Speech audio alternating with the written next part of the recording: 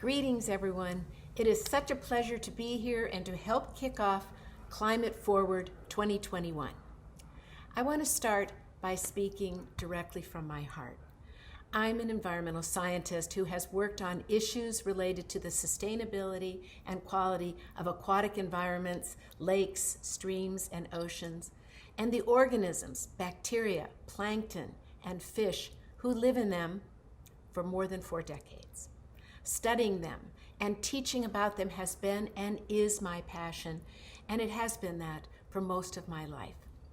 But our world is at a crossroads, and the point of no return for some species and places, some may say. And that is not only for aquatic environments, but for ecosystems, biodiversity, and humanity's use of them. If we're to really make a change, to really listen to the voices of our youth, to work toward a sustainable planet, the time is now. The late Dana Meadows, who wrote Limits to Growth and was one of the first well-established systems ecologists, Dana once said, "If we believe that it's effectively over, that we are fatally flawed, that each of us is too small and helpless to do anything, then we should just give up. Then yes, it's over." But I don't believe that stuff at all, she said. I don't see myself or the people around me as fatally flawed. We are not helpless, and there is nothing wrong with us except for the strange belief that we are helpless and that there is something wrong with us. All we need to do is to stop letting that belief paralyze our minds, our hearts, and our souls. Today's conference is all about taking that step, about opening our minds to solutions and believing in ourselves. And I want to start with a big thank you to our hosts, the USC Wrigley Institute for Environmental Studies, the USC Dornsife Center for the Political Future, and GROW at Annenberg. They've done a terrific job bringing together thoughtful, creative leaders to look at climate change issues. And I want to acknowledge their partners as well. The USC Staff Assembly Environment and Safety Committee, the Office of Sustainability, the USC Dornsife Environmental Studies Program, and the Unruh Associates. We all know that a conference like this does not just come together overnight. It takes dedication and passion of many people in many places, and their excellent work is a gift to us. This 4-day conference will cover 4 different policy areas, with each day taking a new focus. These areas range from social justice to business, and from communication to politics. We're going to tackle complex, thought-provoking questions like, is access to clean air and water a human rights issue? What is the role of business in contributing to climate change and in mitigating it? Why are red and blue states seeing climate change differently? And how should Southern California move forward on climate change issues? Our panelists will share exciting new ideas and help us see these questions in a fresh and nuanced light. I know we are all looking forward to the insights that will come from these 4 days together and continuing these conversations well after this time in our own communities. As president of USC, I often talk about sustainability and climate change issues and how the USC community is embracing the importance of working towards solutions. And I know, and we know, that it's going to take everyone working together to find these grand challenge solutions and to chart a more sustainable, equitable, strategic path forward. But we all need hope. And for me, that hope comes from the commitment and the drive that I see every single day at USC. I see it strongly and passionately among our students, our staff, our faculty, and our neighbors. And I see it in the meaningful conferences like the one we're gathering for this week. These discussions are really important, and they keep us engaged and informed, and they keep climate change front and center in our conversations. I want to thank you all for being here and being part of that solution. I hope you all enjoy and are stimulated by this conference, and I know that we will continue to fight on together. Thank you. Hi, everybody. Happy Earth Week and welcome to today's Climate Forward Business Roundtable. I'm Joe Arvai, and I have the privilege of serving as the director of the Wrigley Institute for Environmental Studies here at the University of Southern California. Before we begin, it's really crucial that I let you know that we're bringing you today's roundtable from USC, which resides on the sacred and traditional lands of this region's First Peoples. They are the Tongva Gabrielino. We recognize the Tongva and the broader community of First Peoples as the original stewards of this continent, and they continue as the traditional caretakers of our land today, and for that we remain incredibly grateful. All of us involved in Climate Forward pay our respect to their elders and people past and present. At Wrigley, we're also grateful for our partnership in hosting this Climate Forward week of events with the USC Dornsife Center for the Political Future, and also our partners at GROW at Annenberg. And then without further ado, let's jump into the topic of today's roundtable. For those of you who know me, and even for those of you who don't, I'll let you know that I've worked for about a decade as a business school professor and as an advisor to companies big and small before I joined the University of Southern California. And it's not hyperbole when I tell you that barely a day went by where in my business school roles, we didn't talk about the role that business plays in creating, but also in addressing climate change risks, and broadly about the role of business schools in helping to train the next generation of sustainability-minded business leaders. So it'll come as no surprise to you that we'll be having a conversation today about these topics as well as other topics that are brought up as we go. I'm incredibly lucky to be joined by a very distinguished group of leaders working at the intersection of business and sustainability. They are Alyssa Foster, the Senior Manager of Product Responsibility at Patagonia, Amy Lewers, the Global Lead for Sustainability Science at Microsoft, Elizabeth Sturken, the Managing Director for EDF Plus Business at the Environmental Defense Fund, and John Vieira, the former Global Director of Sustainability and Vehicle Environmental Matters at the Ford Motor Company. Welcome to all of you. Thank you so much for joining us today. Let's jump right in, if you don't mind. I think people are keen to see what you have to say. Maybe Elizabeth, starting with you, I'll give you a really easy question. Are the world's largest and most recognizable companies to blame for the risks we currently face globally from climate change? Yeah, thanks for the nice introduction, Joe. I'm really excited. And yes, the answer is that business bears a huge responsibility for the climate crisis that we're in. And I think we're also seeing companies in the lead on addressing the climate problem.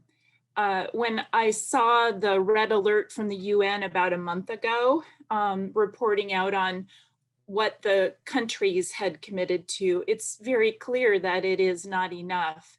And the countries alone can't get there. We need business to lead also. And we're seeing a record number of companies set net zero goals, which is hugely ambitious. What else needs to happen is that those net zero goals need to be followed by detailed net zero transition plans. And very critically, to not confound what net zero for the planet means versus what net zero for a company means. So I think, yeah, we all bear responsibility, and companies really do too. And I think the leading ones are really recognizing that and stepping up in a way that is really unprecedented, as I've seen over my career. Other panelists, your thoughts on this, and maybe even to the question of how did we get here? I mean, it's pretty serious, the crisis we're dealing with. I'll jump in. You know, I think it's hard to separate out the roles of the public and private sector in how we got here. You know, it's, you know, separating it out, governments, business, culture, our lifestyles. We got to make changes across all of those. And certainly business, big corporations have a big a big role to play in both getting us out of the mess we're in and having gotten us into the mess we're in. But I don't think you can actually isolate that from the lifestyle choices that we're making and the governance choices that we're making. So I'm always careful about, looking for those systems changes and not honing in on one piece of the challenge. Other thoughts on this one? Well, John, I mean, talking about the kind of changes that we're going to need, you worked at the Ford Motor Company for quite some time. You were instrumental in pushing that company forward. Maybe starting with you, what needs to change within corporate America in order for it to play a more meaningful role in cutting carbon emissions?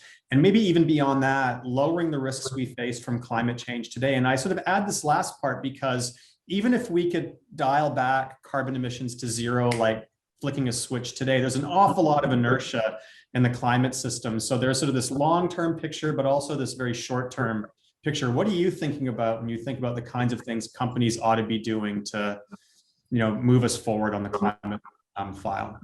Yeah, it's a rich question, and Elizabeth and I did not talk before this panel, so I'm not going to say that the recommendations I made were because I talked to Elizabeth, but I would like to give Joe and everybody on the webinar here.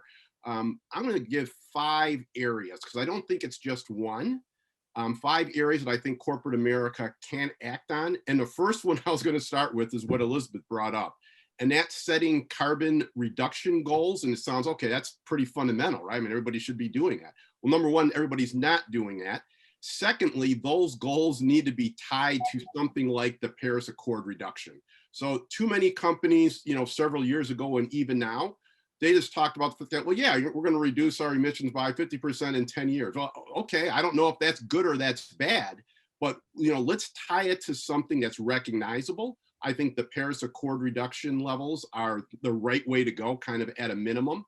And I also like what Elizabeth said was, you need to set aspirational goals, getting to that net zero, which you have to do now. And now, don't just set those without any roadmap. You have to have a roadmap and start doing something now.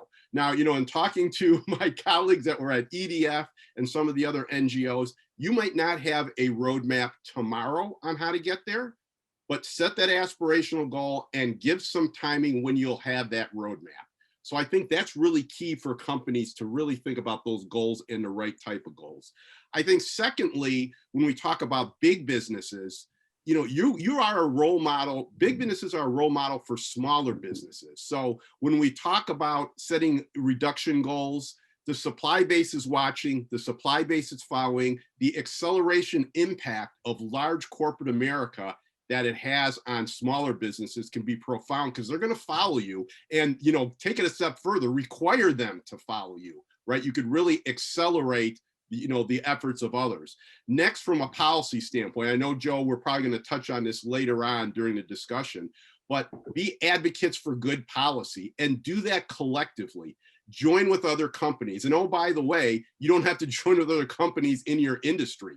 Think about for instance, the latest infrastructure plan, great policy, right? We need to promote more electric vehicles. The infrastructure plan has $180 billion for electric charging stations, right? Get behind good policies that also promote what needs to be done from a climate standpoint. And you could join other companies in doing that, right? Collective action is really key.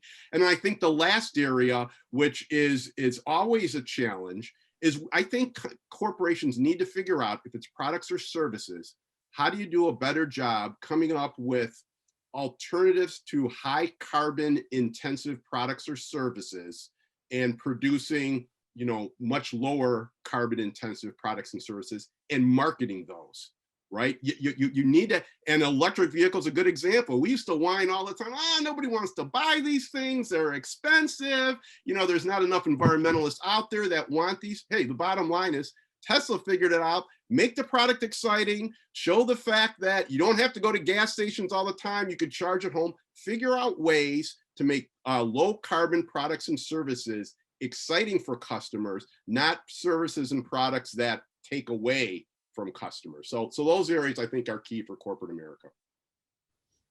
Fabulous. Alyssa, maybe I'm going to turn to you a little bit, because I feel like at your company, you're kind of doing that. You're not Tesla, but at Patagonia, I think you've taken on some of the challenges that John is talking about. Yes, absolutely. I mean, a huge focus for us over the past many decades actually is to identify materials that come from more responsible fibers and resources and reduce the carbon impact and also water demand. And so we've been moving our product line over to using mostly recycled materials and renewable materials from preferred sources like organic cotton over conventional cotton. And by doing that, we've seen reductions in carbon emissions, but there are, of course, still carbon emissions coming from business. And so I think the 5 points that were made are very key for all businesses to think about. And also just having a team on your staff that helps you understand where those emissions are coming from and where the hotspots are in your operations or your supply chain, because there's only so much we can really address at any given time, knowing limited staffing and bandwidth. So if you can identify those hotspots, then you can start addressing those really big emitting materials that you're using or big carbon emitting processes that are in your supply chain. And you can start to, I feel like the term low-hanging fruit is brought up. You know, you can start to address those low-hanging fruits that are going to get you the big wins. And that's definitely something that's on our mind at Patagonia is how do we start to have cleaner processes in our supply chain? And our supply chain is located all over the world. And so it's beyond just US boundaries. And I think the US has done a really nice job at incorporating more renewable energy options. And we're not seeing that same availability in other countries. And so that's a really big piece of what we've been thinking about is where are better places to produce, which suppliers are using more renewable energy. And those are going to be really important conversations to have and areas of collaboration for those like in our industry or in adjacent industries to us. So you mentioned, you used the term low-hanging fruit, and I do want to ask a follow-up for the whole panel. When I was at a business school, we talked a lot about sort of embedding sustainable practices within existing business models. But there's this sort of side conversation that some people see as fringe, some people see as revolutionary in sort of a Che kind of revolutionary way, which is fundamentally altering markets. And I think Naomi Klein's book from a few years ago really kind of put this on center stage. People kind of reacted violently to it, I think, especially within some corporate circles. But by and large, these ideas are starting to gain traction. So maybe for all of you, what kinds of changes could we imagine that are more fundamentally transformative market level changes that would really sort of get us beyond the low-hanging fruit to maybe having to climb the ladder a little bit to do something that's profoundly different within kind of the business sphere? Another really easy question for you. Can I jump in, Joe? Sure. One thing I wanted to point out before talking about the kind of complete, systems change that you're alluding to that Amy mentioned that is really kind of really reframing business models completely, which I think is kind of what needs to happen. I want to emphasize that what I'm seeing as to what needs to happen in these next 10 years, I mean, I just couldn't agree more with John on all of those points. And a recent analysis we did with Deloitte called Pathways to Net Zero really was looking at how you'd get there, basically, how would different sectors and industries get there. And the thing that kind of kept coming up to me is just this realization that companies need to be doing all of what Joe was saying, and in the next 10 years, really make sure they're prioritizing the right things. And a couple things are really top level importance. One is completely outside the value chain, and that is stopping tropical deforestation. So, as if things aren't hard enough, we need to really urgently stop tropical deforestation because there's no path to a stable climate without doing that. And we need to kind of collectively take responsibility for that. In addition, we are really seeing that companies need to focus on short-lived climate pollutants like methane, for example. Maybe not as much of an issue for some of these companies, but it's really critical in the energy industry, in food and ag, that we address those short-lived climate pollutants. Otherwise, the path to net zero becomes a lot harder, and it also affects when we achieve net zero. So before we even talk about, business model transformation, I wanted to make those a couple of important points. That's terrific. Other thoughts on this? Maybe, from a Microsoft, Patagonia, John, in your former role perspective, this idea of transformative change? I can jump in. I think that there's, building on what Elizabeth said, I think that there are pieces where we need to think about new business models in the context of public-private partnerships. I sometimes talk about that internally with our programs, which, we have sort of a public sector side, and then we work with big companies, and we're trying to solve the same problems. And I've sort of spent my life doing various different versions of public-private partnerships. And it's really interesting to think about that internally at Microsoft, because I think we need to build new business models. For example, even tracking, Elizabeth mentioned protecting forests and protecting our ecosystems more broadly, and understanding what the decisions we're making, what implications those have for ecosystems in our interconnected world.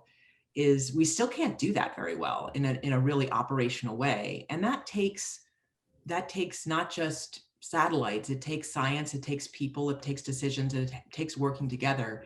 And so I think there's a real opportunity to think about public-private partnerships and business models to get that information and support business solutions to those. We, and Satya, our CEO, says we want to build profitable solutions for people and planet. And I think there really is an emerging opportunity for sustainability being a driver for businesses. And certainly at Microsoft, it's a big focus in terms of how can we support the transformation to sustainability. But doesn't that speak to the need to measure different things? When I think about what companies are typically putting in their sustainability reports, I see the carbon emissions, I see the land use impacts, I see the tropical deforestation or deforestation in general. But there are a lot of social impacts that I think, Amy, you're alluding to, that I don't see working their way into, on the one hand, these sustainability reports that come out of the world's leading companies. But maybe more fundamentally, I don't see them embedded in sort of the strategic decision-making of companies. So with some exceptions. So, there's this short-termism, this kind of profitable solutions philosophy that it's hard to argue with in business. But if it's not kind of buttressed against social impact as a kind of a driver of business strategy, can we reasonably expect that kind of fundamental transformation to actually happen? Yeah, Joe, I'll jump in on that because I think it's tied to the other question as well. Transformation, I think, really needs to happen to address environmental issues, but also to address social issues. And I think oftentimes corporations are in their mindset that we produce a certain product or service. Transformation on addressing environmental or social is kind of out of our purview, so therefore we can't work on it. And that's never the case, because I think environmental and social could always be in your purview. So an example I'll give is when we think about providing transportation in sub-Saharan Africa, right? We're not going to follow the Henry Ford model, right? Where there's going to be Model Ts and refineries, and that's not going to happen. But, transportation can be clearly very positive in terms of providing people access to goods and services and other things. So if transportation needs to be expanded access in sub-Saharan Africa, and we need to be mindful of the environment and the social aspect, what are we doing from a business standpoint as an automotive industry to not only provide zero emission vehicles, but maybe working with microgrids, because that's going to be more realistic, right? Working with the governments to allow access to the transportation itself for other companies to use those vehicles to bring medicines and others. How are we thinking about actually expanding our business in those areas, but not going down our traditional path of providing transportation, but absolutely thinking about the environmental and social requirement on how that transportation needs to be provided? That's a type of transformation I think companies need to have. I wanted to mention too, just ideas around the circular economy. And I think that that is something that could deeply improve how we all operate as businesses, thinking about the inputs and the end of life situation of all of the materials that we're using to make our products. And I feel like the car industry is a really great example of one that has had a great circular system in place for a lot of years, selling used cars, using used parts. And we have been trying to support something like that in the textile and outdoor apparel industry. But I think taking more responsibility for, what we're using to make our products and then what happens to them at the end of life so that they don't become waste and they can once again become some sort of resource that makes something new again. I think we would start to address this take, make, waste issue that we have, where we're just using resources and we end up throwing them away. And that is not going to lead us to this more environmentally friendly future that we all hope for. Is it, I think about Patagonia in particular, but you brought it up, Alyssa, with respect to other industries, upcycling, recycling, using materials. At Patagonia, there's the famous "don't buy this jacket" sort of philosophy. There's sort of a kind of reuse kind of philosophy. Without getting into your financial bottom line, because that's not the purpose of this talk, but is that a model that's working for a company like yours? And can you see that being onboarded across not only the textile industry? I see you as your company are doing in agriculture. I mean, is it something that's transportable from sector to sector, or is it something that just is very niche and you're good at it because you're good at it? I think it's a hugely important issue for Patagonia and a big focus for us and has been for years. So it's a big value of ours, but I have seen it growing, that interest in those types of programs in the textile and apparel and outdoor space over the last several years. And there's companies that have come about, like the Renewal Workshop, that are providing that service for companies that don't want to manage it all in-house. And so there are these different models of how to go about it now, with certain companies providing services and then other companies deciding to, keep it in-house. And so I think that it's becoming far more common now to see different brands have an end-of-life reuse program or some type of garment recycling program in place. And I also would like to just say, I feel like I see a lot of articles coming out right now about how our recycling system is broken and it's not working. But I sort of hate saying those things, because although it's not perfect, it is important. So just because it's not working doesn't mean we should stop doing it and stop trying to improve it. I think there's a lot of potential for innovation in that space that will prepare us for the future. And I think, absolutely not perfect, but absolutely not something for us to just overlook and say, oh, well, that didn't work. Let's think of something else. I think we absolutely need to be finding value in the resources that we've already used so that we don't have to keep taking new resources. Fascinating. Sticking with this topic of these sort of transformational changes, I want to talk a little bit about technology. I think there's a large fraction of the population out there, some of them in elected office, who think that consumer behavior isn't really where we need to go, but that technology will save us. I mean, for the record, I think, to all your points, we need a full court press on these things. It's not going to be any one particular segment that's going to get us to where we want to go. But on the technology side, do we see really exciting opportunities when it comes to technology? And I think I'll start with you on this one, Amy, because of some of the announcements that Microsoft has made, not just to become a net zero company, but to kind of take back all of your carbon emissions going back to the company's founding, which to me sounds like a non-trivial challenge and one that's going to rely on technology. So what do you think of the technology as something that's going to save us question? Well, let me first just have a simple answer that no, I don't think technology will save us. People have to save us. We have to make those decisions across and transformative changes. Having said that, of course, technology can help, and at Microsoft, we certainly believe that. Maybe I'll touch on that from two angles. One on the carbon removal, since you mentioned it, but I also want to highlight, looking back to the conversation we just had a little while ago around transformation. I mean, one area that I think is really critical for getting us to the transformations towards sustainability that we need is digitalization. The digital transformation, I think, has a huge role to play in transforming business models, transforming how we do things, how we govern, that could really do a lot to bring us to where we need to be. And we work with companies and governments in those areas. In the context, but that's only going to work if the digital sector itself can be zero carbon.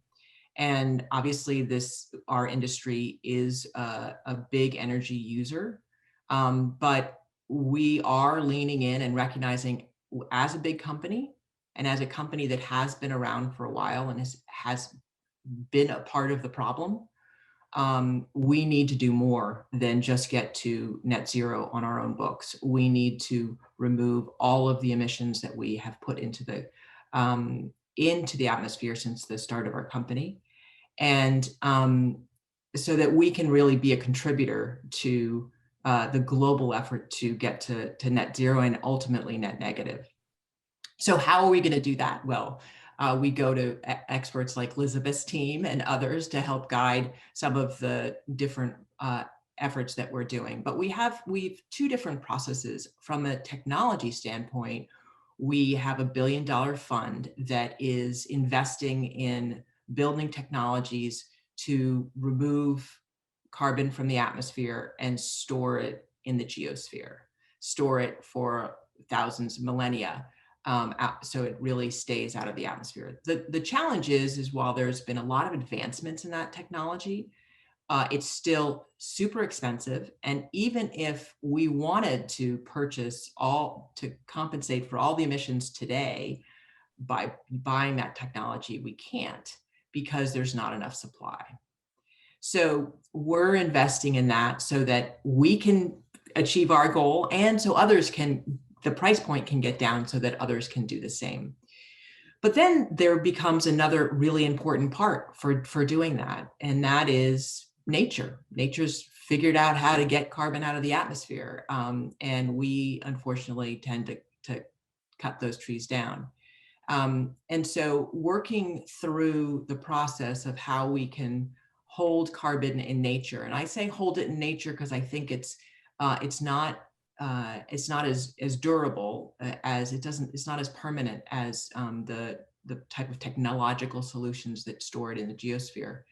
And so we have a comprehensive sustainability goals in the context of ecosystems, of water, also social justice issues and waste, and thinking about how we invest in landscapes in our ecosystems holistically, I think is really important, and getting figuring out how to do that so that we can help our pathway to get to net zero and get to net negative is also a really critical piece. But ultimately, the technology in the long run will be important, I believe, the removal of carbon to be able to store it in the geosphere over the long term.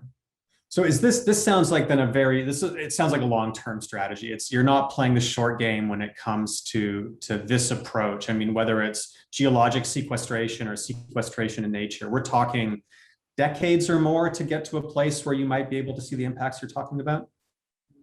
Well, I'm not sure I would say it's a short and long term, right? We have annual goals and we have decadal goals. But I think we need to invest now if we're going to be able to have the technologies we need in a couple of decades. And we're going to need to invest now if we want to have the sort of markets that available to be able to manage and invest appropriately in nature to be able to meet our goals, for carbon, to meet our goals simultaneously for water and biodiversity and social justice. I think with the climate challenge, we've been sort of blinded by urgency, if you will, in the sense of really solving the problems of today or thinking about 2100. But I think we need to think of this as a continuum, because it's a marathon and a sprint at the same time. And we really need to think of that whole spectrum. Other thoughts from panelists on innovative, exciting technological solutions you're seeing out there? We talked obviously about carbon capture and sequestration. We talked about upcycling and circular economy. Other things that you've sort of encountered in your roles that get you excited or give you hope, or preferably both? Yeah, I'll jump in from a transportation standpoint. But first of all, I just want to comment on, is technology going to solve the problem? And I couldn't agree more with Amy. I love this continuum that she talked about, because I think people are sitting on the sidelines thinking, hey, some real smart people somewhere are going to just figure all this out and we can keep living the life we're living and it'll all go away.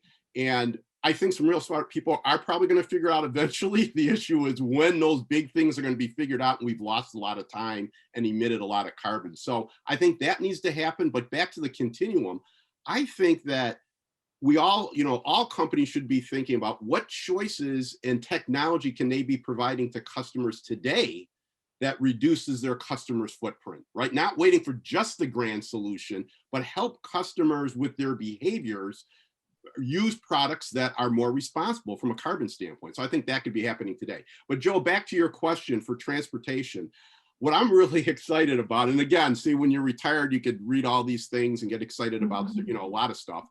Everybody focuses on lithium-ion batteries and battery storage, and we're making great advancements, and there's a lot of money going into that area.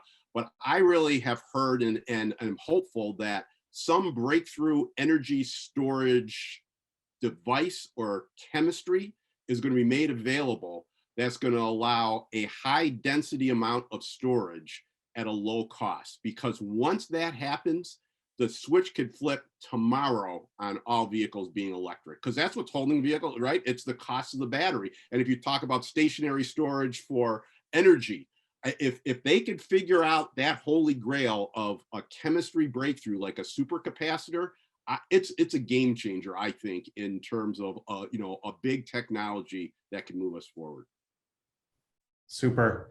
Listen, I want to make sure that we have time for questions. We're getting a lot of questions appearing in the chat, but I do want to tackle kind of one of the big elephants in the room right now, and we've touched on it a little bit. It's sort of the social aspect of sustainability and climate change. We've alluded to some of the inequalities that are inherent in the climate and sustainability conversations.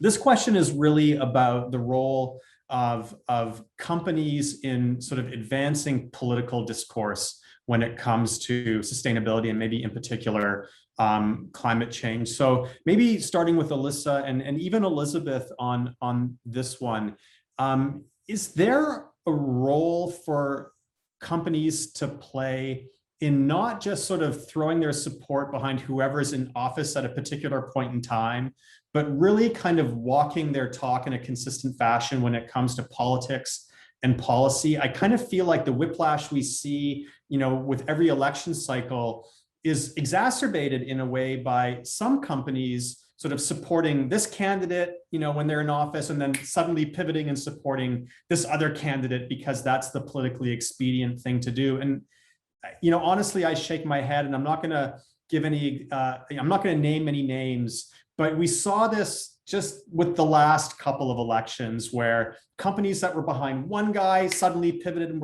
they were behind the other guy, and now they're behind the other guy again. And I don't know what's going on anymore. So maybe Alyssa and Elizabeth, walking the talk on politics in companies when it comes to climate change. Possible, not possible? What are your thoughts?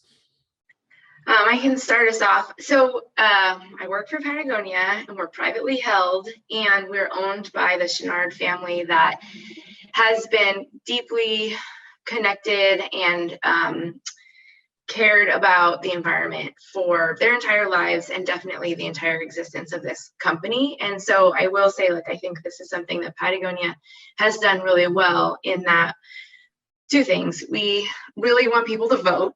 We believe in activism, and voting is like the baseline. That's where everyone gets to start. So get out there and vote. But we have always had these campaigns where it is vote the environment. It's not necessarily about who the politician is or what party it is at all. It is, you know, learn about your candidates, understand what their value system is, and do they have the environment in mind, and are they supportive of environmental protections, public lands, you know, clean water, healthy rivers. And if that's the case, like, that's your candidate for your community or your state or your country. And so I think that that's something that we've done, you know, year after year, and we have absolutely gotten more vocal in the last handful of years because of, one, I think we grew up a bit as a company, we've gotten bigger, our voice is a bit louder, and we were seeing the direction on environmental policy going in a way that we didn't want it to go. And so I think it's been really interesting to see Patagonia engage on some really key issues, and one of them has been public lands. And that's an interesting issue because it definitely can straddle the two parties, right? Like, we don't want to create polarization where there doesn't need to be. Public lands is an issue that is valuable to outdoor enthusiasts, and those outdoor enthusiasts might be very liberal Democrats, or they might be, you know, folks that live in the middle of the US that are hunters and fishermen, and they want to keep their communities clean, and they want to have access to the land that they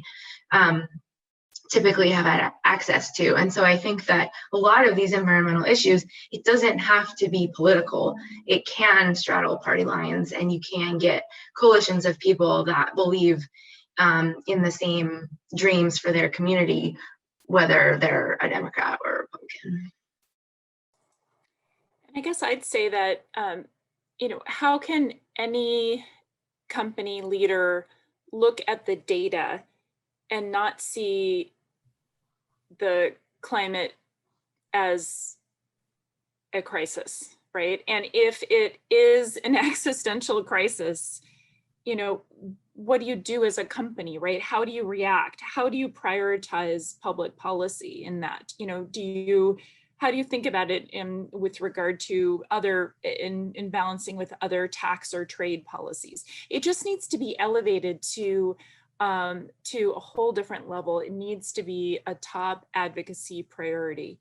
And I would say that companies' most underused weapon in fighting climate change is political advocacy.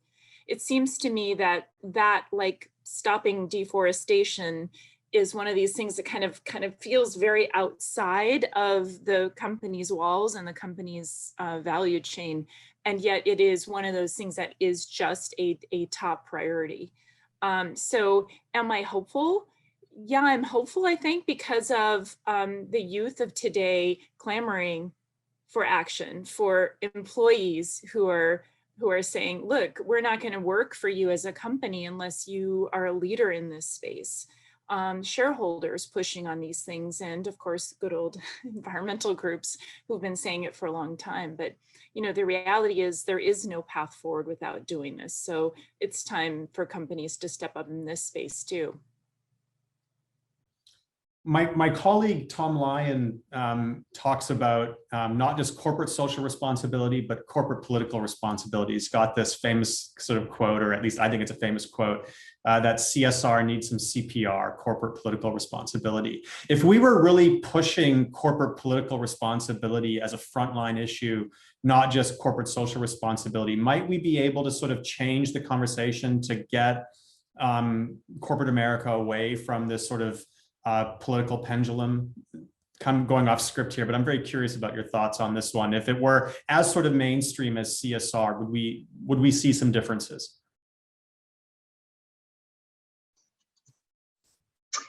Yeah, I am sure we absolutely would. And I think that's part of our evolution. And by our, I mean corporate America. I think CSR reports weren't a thing 20 years ago, and now they've become more and more standard, and businesses that didn't do them in the beginning are doing them now. And I think that it's hard for corporations sometimes to have a voice on these things, and sometimes it comes out very inauthentic. And so it's something that the business has to be behind in an authentic way in order for it to be meaningful, and you can't rush that, but I think that seeing more and more companies have a voice about something that they really care about, I do believe that that will gain traction over the next few decades as we watch it. But again, it needs to be authentic, and sometimes it's hard for businesses to find that authentic voice. Okay, let me start with some of the questions, maybe staying with this theme of policy and politics. There's a comment from my colleague Jill Sohm about the role of policy in pushing companies to do the right thing. I think the subtext here is not just making it sort of a voluntary thing that companies do or some companies do, but really sort of using policy levers to get companies moving in the right direction. And then a related question from Elizabeth Fenner about carbon taxes as a policy instrument. And I'm reminded of, Amy, what you were talking about with respect to carbon removal and some of the technologies that might need to be utilized there, but there's not enough supply, it's costly. Your thoughts as a panel on this question of the role of policy and sort of giving guardrails to business and maybe a more, what's the word I'm looking for, in a more sort of sustained fashion, if you'll pardon the pun. And then specifically on this question of carbon taxes. Any takers on these? I'll just say that we won't get where we need to go with voluntary corporate action alone. So, I mean, policy is gotta raise the floor. You have some unique companies here, right? Patagonia, Microsoft, Ford, and they're the leaders. And it would be great, I think, if everyone would just follow. I've spent my whole career doing corporate partnerships, and the reality is that that alone is just not going to get us where we need to go. We need to have public policy, and any and all ways to price carbon, I think, are on the table. Ideally we would have a cap on carbon emissions, but politically, I don't know that that's feasible. It's instead, carbon tax may be the way to go there.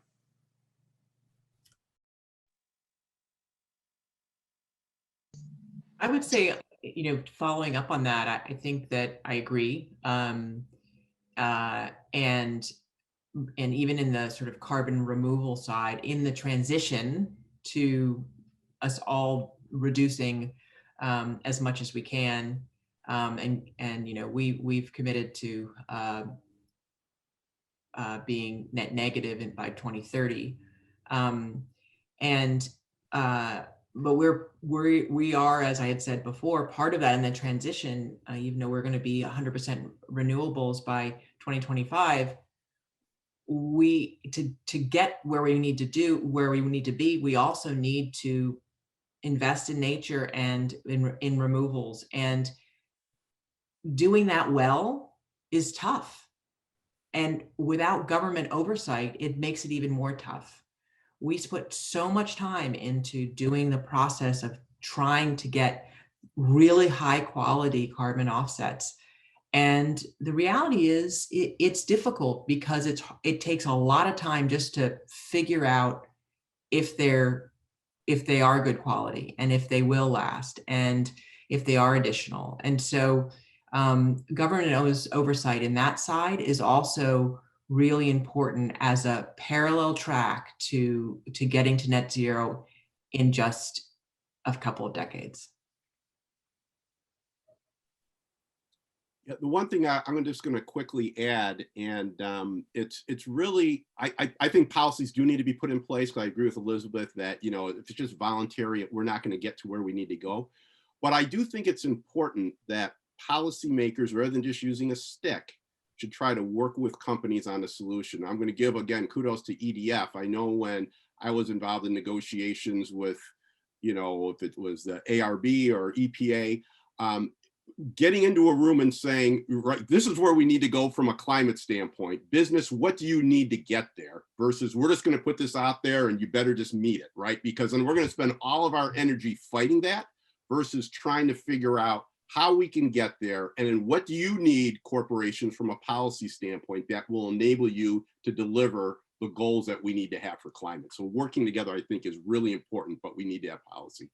So John, though, what about the argument that I hear a lot when that kind of comment is put out there that, well, we just don't have time for that. Like, we don't have time for business to sort of kind of move slowly. I mean, you've had experience at Ford, and a lot of other panelists have had experience with this too, where, you know, I'm not saying that I'm saying that it's a crisis. I mean, we don't have a ton of time, let's face it. But the argument that your perspective, John, that idea of working together is just going to take too long. Mm-hmm. So I would just say, Joe, that you know, you can't take too long to agree upon what that policy needs to be. So I think your going in position should be try to work together to see if you could work it out. But I think that at some point you say the companies are not willing to move forward fast enough, you have to cut and run. And that's just not the government. That's where I think NGOs could actually be helpful as the middle to come in and say, look, if this isn't happening, we need to move on and just set policy because the other side is not coming to the table. But at least try to start with that and see if you can come up with some solutions. Thank you.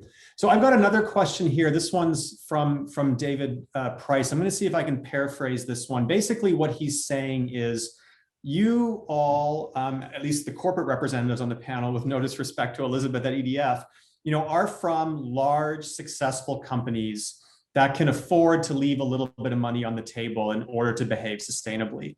What do we say to the smaller companies, and in particular to companies in the developing world who are providing products and services for the masses, so that they can jump on board kind of the sustainability and climate change train too, because their margins are going to be a whole lot narrower than those of some of the larger companies out there?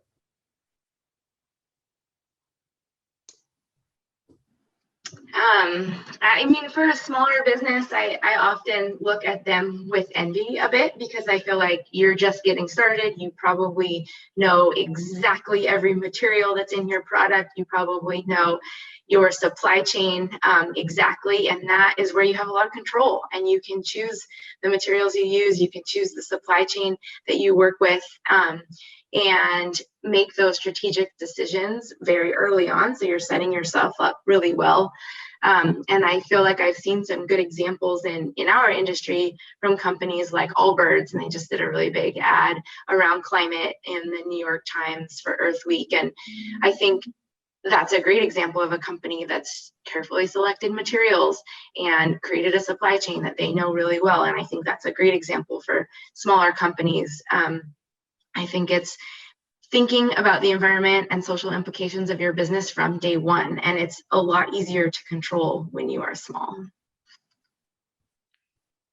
I'll jump in here too. I mean, but I also think, I mean, I agree with what was just said, but I would also say that there is a responsibility on the larger companies, I think, to do more and to invest in supporting the institutional and policy environment so that other companies can move on a path that's lower carbon. And you know, that has to all happen quickly. So it's not easier said than done, of course. But I do think that we can't expect the same rate of change from the smaller and less and from some of the less developed regions of the world to go on the same path. But we have to make sure that they don't go on the path that we did previously, right? We have to set that groundwork to enable that, to facilitate that, and that as corporation, but also as society. I think that that's a global issue. This is maybe an opportunity to emphasize something that John mentioned earlier, which is the incentive side of things, right? To try and help companies, especially smaller companies, get there. We need to do a tremendous amount of work and transformation in a very short amount of time. And so, per what Amy was saying about companies who can lead and who can invest, do so, have government policy to help with incentives. It is really a climate justice issue that we bring everyone along on this journey to a cleaner, greener future, and that's including the developing world. And so I think there's, just reading Bill Gates's book, Amy, you'll be proud. But it's very thoughtful and just makes the point that, look, we have more flexibility here in this country and these companies to make this transition, but we've got to make sure that everyone comes along on this journey, because everyone deserves to have energy and everyone deserves to have a full life, and they deserve to be on the path that we have trod, but without so much impact. And I think there's a way to do that. Clearly, we're all optimists. We're in this business of trying to help save the planet. So we're optimistic it can be done. So on that note, a question from Henry Zhao. Is it desirable, or in my words, ethical, for businesses to wade into topics like climate change without also getting into the harder topic of social and environmental justice? So I'll jump in on that, because it was a point I was going to make based on Elizabeth's point, is that, from my perspective, that, the idea of the need for a just transition to a decarbonized world is much more than a moral issue. It's much more than an ethical issue. It's just, we're not going to be able to get to net zero in the next 2 decades unless we have everybody on board moving towards that direction. It's just not going to happen. So to me, social justice and equity issues is central to the whole movement. It has to be. And that reorients, when that becomes central, it reorients your thinking about how do we approach this game. And, it's been a tough year, but if we can come out of this recognizing that that's central, then at least some good things will have come, even though it's hard to say that at all, because I know there's been a lot of pain, and we're remembering it on these days as well. So, but I do think that is a very important thing for us all to remember. Okay, we've only got a couple of minutes left, and I'm not going to let you go without holding the feet of business schools to the fire. I promised I would do it. So with the 2 minutes we have left, what is the advice that you would give to not only business school students, but business schools themselves when it comes to preparing the next generation of environmental and sustainability leaders on issues like climate? I'm shocked and appalled that there are still business schools out there that don't frontline. In fact, the majority of business schools out there don't frontline sustainability in their core curricula. It's relegated to these institutes, to these side issues. It's not sort of mainstream. What's your kind of plea or advice or mandate for business schools and business school students going forward? Maybe John, let's start with you, since you are actually a fellow at a business school now. Yeah, I would say that just like with a business, you have to drive sustainability into all the functions in terms of environmental and social thinking. You have to have that lens. We need in business schools for all the courses, it doesn't have to, it shouldn't just be a separate course, but in each of the courses, what's the environmental and social lens that are being taught along with the other, what you would say are core disciplines for marketing or finance? It has to be ingrained in all of the various disciplines in order for it to take with the students and bring it forward. Other thoughts on this one? I will just chime in and say that I completely agree with what John just said. I think it needs to be in every course and not sidelined as this extra thing that some students choose to take and others don't choose to take. I think it should be a fundamental understanding that future business leaders have in their education. This environmental and social theme needs to be considered with all business decisions. Yeah, I think if business schools want to thrive into the future, they need to realize that this is generation climate, right? And they are hungering for training in these skills and understanding and knowledge, and they want to be environmental leaders.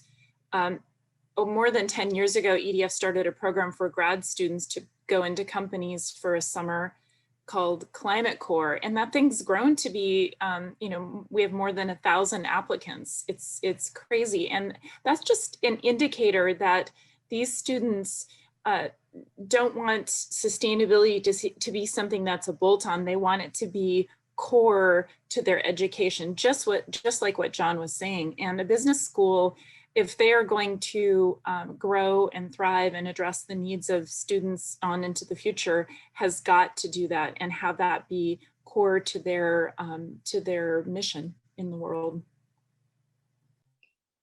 So I guess I'll just add a couple words. I agree with all that has been said. What I would say though is that in addition to that, I think that the business leaders of tomorrow need to be bilingual in both the natural and the digital world, because I think it's at that intersection that new business models are going to really be created to drive us forward. And if you're not really fluent in understanding the natural world and understanding the digital world, you can't be creative in thinking about those new business models to drive the transformative change that we need. Fantastic. Well, Elizabeth, Amy, Alyssa, John, what a privilege it has been for me to spend my lunch hour with you. I can't thank you enough for taking time out. Again, my thanks to Grow at Annenberg, the Center for the Political Future, and all the folks who are working behind the scenes, Jesse, Erica, Jessica, Katie, all the folks that I get to work with that never appear on camera. You guys are absolutely amazing, and it's a privilege to work with you. And then lastly, thanks to all of you who joined us today over your lunch break. I hope this was informative. I encourage you to tune in tomorrow for our next Climate Forward lunchtime discussion. And with that, we leave you with sustainability in our hearts and real hope for the future. Thank you all very much and have a wonderful day. Thanks so much.